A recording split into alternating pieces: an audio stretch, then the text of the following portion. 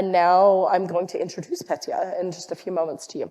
My experience of Petya in the decade, oh my goodness, of knowing her, is that she is just phenomenal when it comes to helping people onboard to translations. I got to meet John that same night, also at Lucky Strike, and had a good conversation there. And so, you know, community is heart was one of those other sayings that was on the slides. And I look back at this random encounter and think about where I was in life a decade ago, contributing to the training team, and what led me on to more things, led me to meeting folks like Petya. And I think, wow, I am so grateful for those that kind of forged some things ahead for me, and the impact indirectly that that makes for organizations like what we saw from Noel. Petya is going to share a little bit more about some more organizations that are also using WordPress. Her background really is in media management. That is her strength and her skill set. She is the director of operations at HumanMade, and she's been contributing to WordPress and open source more broadly since 2011. So I think she might know a couple of things about that. Aside from translations, also has a real big heart for education, mentoring, and contributing throughout the project, and lots of different types of coaching throughout other non-government organizations. So I'm really excited to hear about some of the organizations that Petya has had an opportunity to encounter, work with, and handle some media management with as well. Petya, please come join us. Thank you. Thank you. Good luck. Good morning, everyone. Can I ask you a favor? Can we get closer together? Can we just, like, the people that are on the sides, can you just, like, very, very quickly move? I want to really try and see you in the center. Thank you. Thank you so much. All right. I have lost my clicker. Let's see. Maybe this is it. Yeah, that's it. All right. How many of you were here for Noel's talk, the one before mine? The previous talk? Nice. Nice. Yeah, that is some story, right? I met Noel in the beginning of 2013, around the end of 2013 in Leiden. But Noel and I became really good friends in 2014 when he spent a month in Sofia in preparation of WordCamp Europe 2014, which I was on the organizing team for, and was my first big flagship WordCamp that I organized. So Noel spent a month in, and he was working in this up-and-coming agency called HumanMade, and they were doing really good stuff. And it was at the beginning of my contributed journey. And I was like just fangirling around him and like asking him all the questions and like really willing to learn about WordPress. And we were sitting at a tiny square around, it was, I don't know, midnight, one night in Bulgaria, eating doner kebabs and feeding street dogs, strays, because like he attracts dogs everywhere he goes. And I asked him what he likes the most about WordPress and what he said kind of surprised me. He said, WordPress is a tool. You know, tools don't really excite me. What's going to be interesting is the community that's built around this tool, the open source community that's built around this tool, and what people are going to build using the tool. And that's going to be the really interesting story that we're going to tell in the next decade. And then he asked me a really scary question. What are you building? I was building at that time at a tiny agency, WordPress agency in Sofia, mostly websites with minimal budgets for NGOs and independent media organizations, which I thought were pretty insignificant in the long term. Spoiler alert, it turned out they weren't. And my country actually really needed those tiny little projects. My country is a country of contrasts. We're going to remain in Eastern Europe, where the story Noel told happened. Just move a little bit on the left side of the Black Sea. And, you know, I love my country dearly. In 10 years of digital nomading, it never even once occurred to me to immigrate. But that's not the case for a lot of people. And there's a reason people want to get out. There's a reason people want to get out. Bulgaria has like deep cultural roots in really warm communities, really amazing people with strong do-it-yourself spirit. But it's also a place wrestling with like all kinds of issues. 54% of 15-year-olds in Bulgaria are like just functionally illiterate, according to the latest PISA survey, 35% of children, especially from minorities, live at the risk of poverty, and education doesn't really come easily to them. We're a country where there's a lot of discrimination, whether it's based on sexual orientation or gender or any other thing, or economic status even. If you are a minority in my country, life is really hard and the system doesn't really fight for you. Bulgaria's had 7 national elections in 4 years.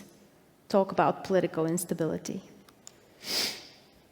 I'm going to give you an example of how dysfunctional our government is. We have the highest mortality rate in the EU on the roads. The highest mortality rate. So a couple of weeks ago, people came out on the streets when a 12-year-old died at a road that's been reported for having so many accidents numerous times, to just protest how ineffective this is. Because corruption runs so deep in my country, the money that have to go in for infrastructure just go in somebody's pocket, and our roads are a mess. So people went out to protest, and then what did the government do? To protect children on the road, they opened a public tender, ordering for 500,000 lev sticky religious icons, balloons, and stickers. This is what I'm talking about. So people don't trust the government, and they go and do it themselves. See a problem and act. In Bulgaria, social entrepreneurship isn't just a buzzword; it's a necessity for functional change. It's a tool for social change. Open source, as Noel showed you, is the absolute technological backbone of that effort. In Bulgaria, open source started kind of gaining traction around the time WordPress was created. In 2003, Interspace Media Art and Culture Center initiated a project called Open Source for NGOs in Bulgaria. Basically, they were traveling around the country in rural areas, working with NGOs, installing Ubuntu, and basically training them that there is a piece of software they don't have to pay for, that is going to give them stability, resilience in the long run, all the things that Noah also mentioned. The initiative provided absolutely for free services and training. The project focused on creating tailored migration models for the NGOs from the proprietary software that they were working on. And they also localized it, made sure that people could use it in our local Bulgarian language. So the projects that they built was so successful, they went all around Eastern Europe. And this is how Eastern Europe started adopting open source as a primary system. And in the center of that initiative, the person going from town to town, doing the training and all that, was this guy, Vlado. Spoiler, turns out, at the end to be one of my best friends. So, Vlado traveled for more than 2 years around Bulgaria, training administrators to use Ubuntu. He also translated GNU to Bulgarian. How many of you know what GNU is? It's in the center of the Linux open source system. So he translated the center, and then that made it available for the open source, for the operating system to be available in the local language. And then after that period, he joined Bulgaria's largest publisher to build their digital team, their digital development team from the ground up and prep them for the future. So they hired him to build media websites. And this is where we met.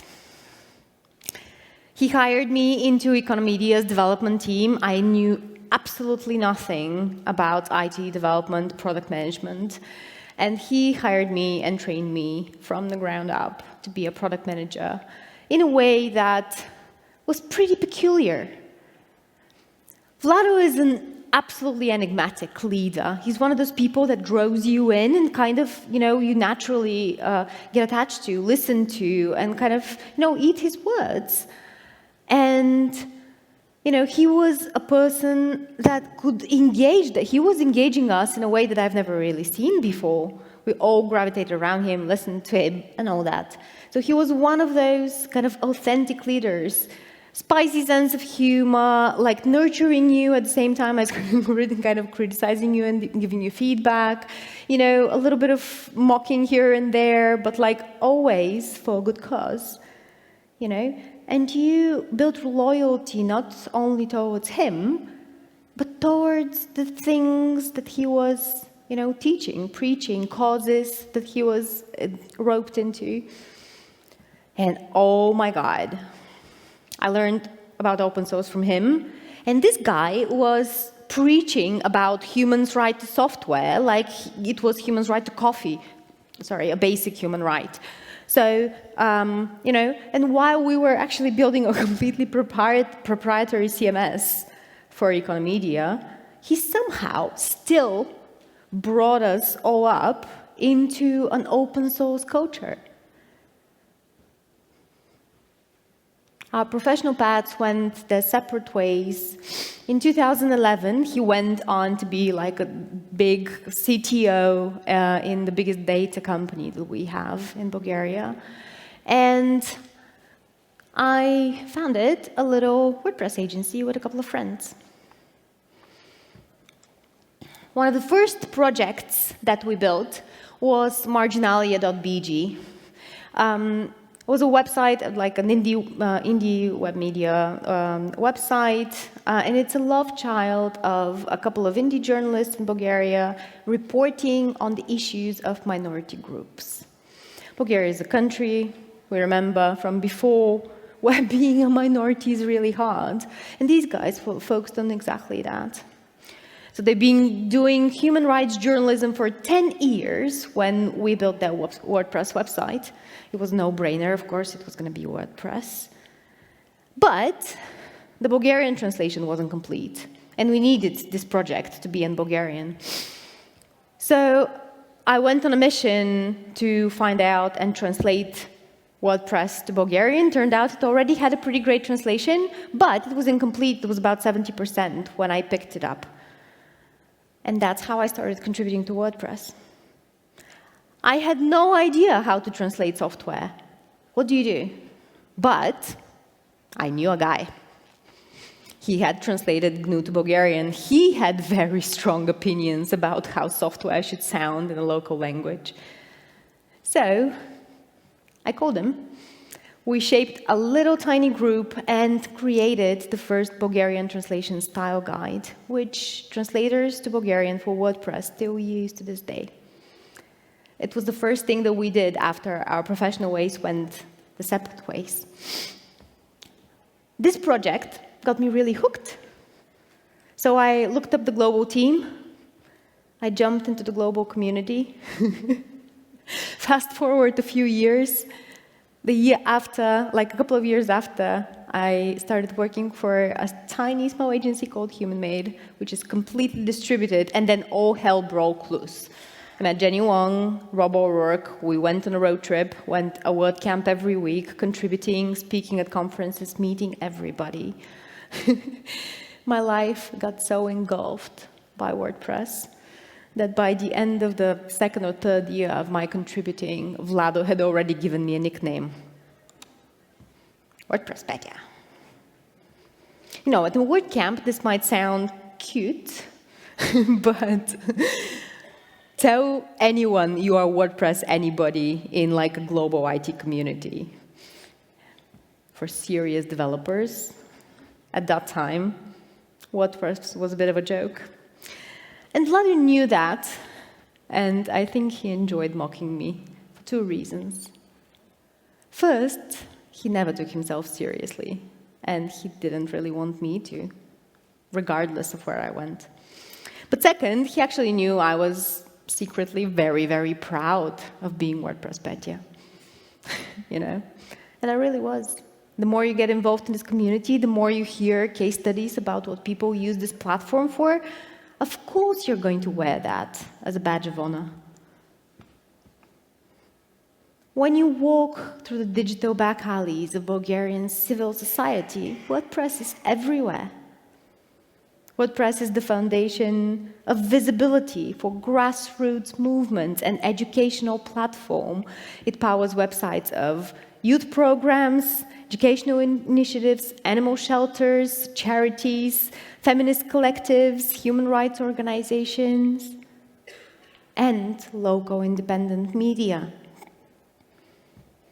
It's the technology that lets them share their story, their mission, collect donations. It's open, accessible, doesn't ask for permission, sustainable. It's the infrastructure of hope. In a place where hope often has to be built from the ground up. In fact, 90% of independent media projects in Bulgaria are built on WordPress.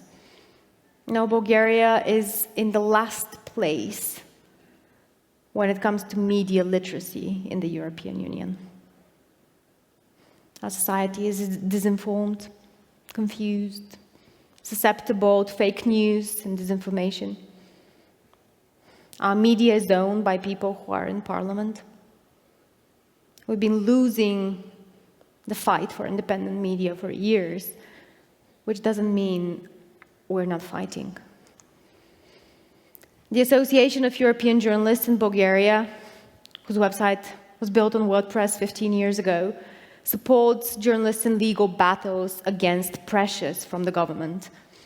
They're serving as a sense check and as an enforcer of journalism standards in my country.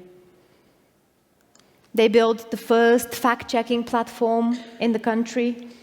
They provide legal support for journalists, and they wrote the first ever educational program for high schools in media literacy. And then they built a project allowing high school journalists to actually create real reporting, teaching them and basically educating the next generation of quality journalists in Bulgaria. The Anti Coruption Fund in Bulgaria, remember the stats if you remember the data, like Bulgaria is in one of the last places in EU in regards to corruption. The Anti Corruption Fund does the most in-depth journalistic investigations that I've seen done in Bulgaria across all media. They include legal support and legal experts in their investigations. And they actively provoke our legal system to act.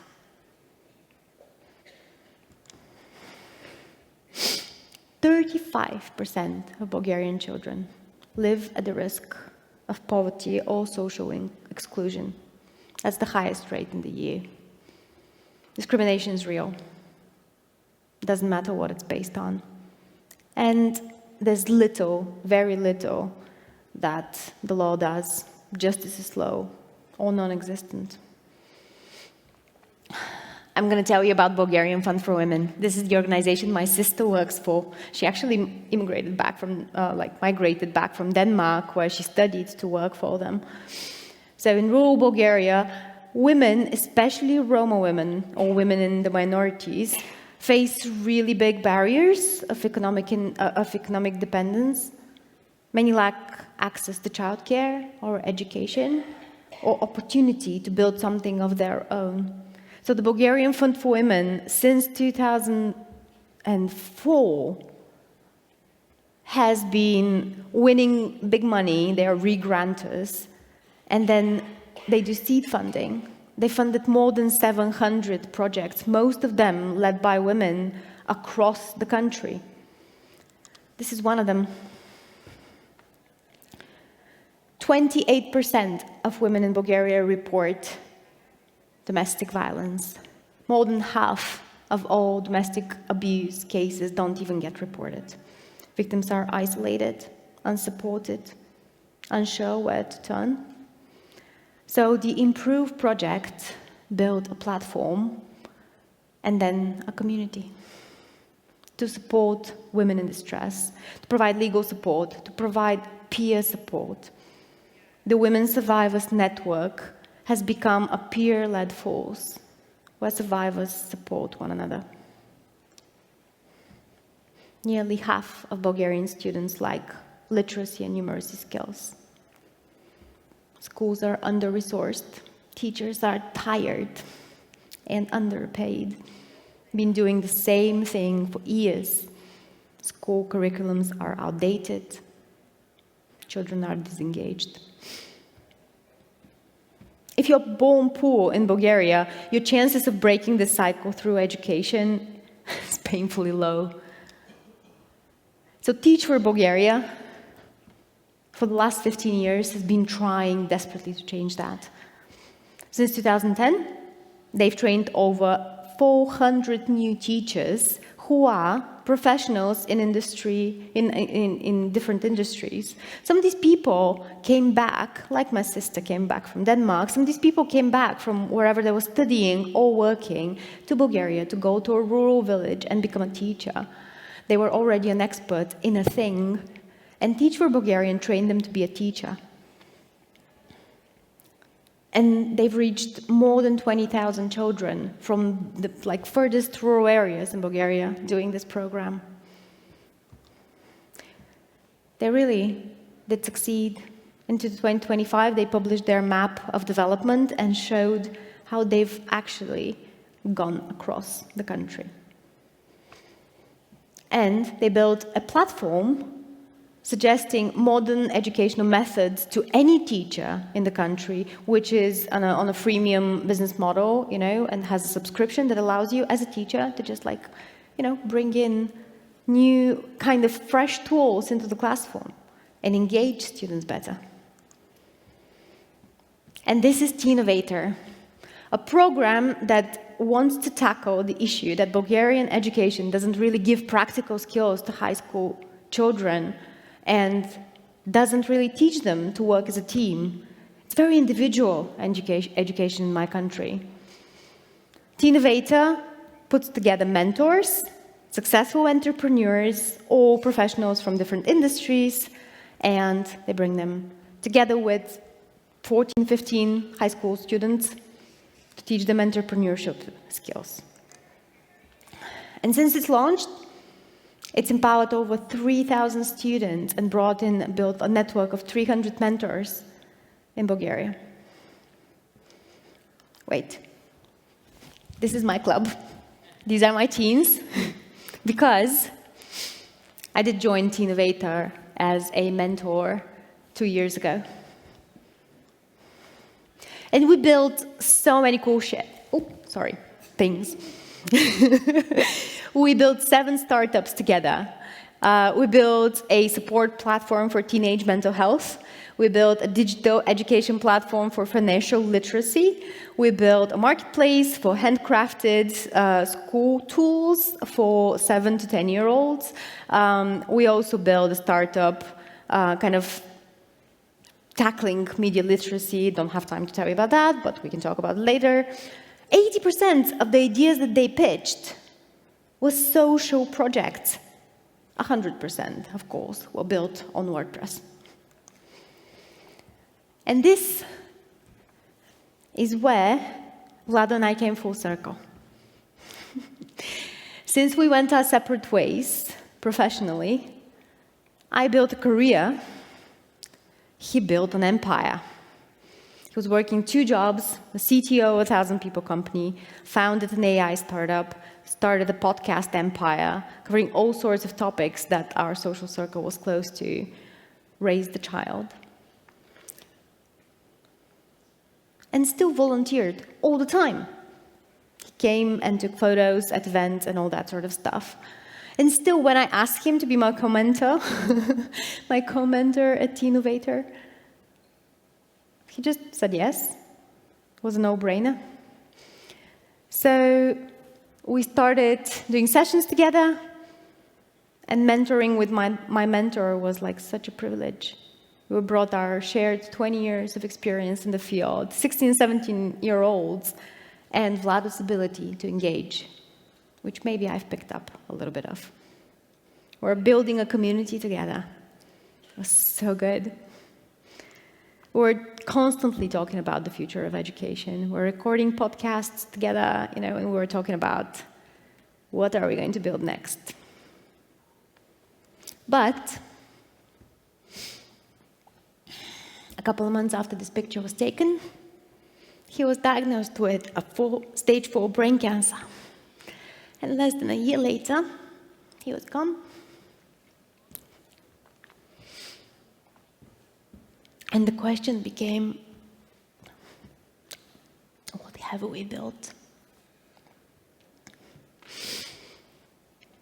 At the end of last year, I just felt like the whole world was shaking. The political world was shaking, and not in a good way. The global political world was shaking, and not in a good way.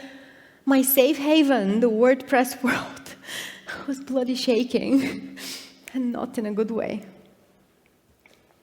And my best friend was dying, and that was inevitable. But the thing about death is like, it kind of gives you perspective. You stop noticing small egos in any story. And you start asking the big questions. Why do we contribute? What do we want our legacy to be? We didn't really talk about his legacy in the year he was fighting cancer. But in the 2 months since he's been gone, I've thought about it a lot. He left constellations of communities he built around all the projects that he created, and raised them all in the open source culture. Just like me, just like us. People carrying and passing forward the open source mindset and ways of doing things. He was the CEO rolling on the floor at work camps, taking photos as a volunteer. And this is the example that he left. Humility, dedication, duocracy, solving issues, doing really cool stuff with friends. I'm only one of the people he pulled into this, the thousands. Every one of the stories you heard and the projects we saw started with a human who decided to act. But all of them were built on a tool that I built with my friends. So what is our legacy as open source people? I want my legacy to be open source culture as a framework. Whether I choose to build the tool that powers social enterprises, whether I choose to build those social enterprises in my agency or as a side project, or whether I choose to train and build the next generation of open source people, I will be building something that is worthwhile. Which brings us back to 2014 and the scary question. What are you building? Thank you.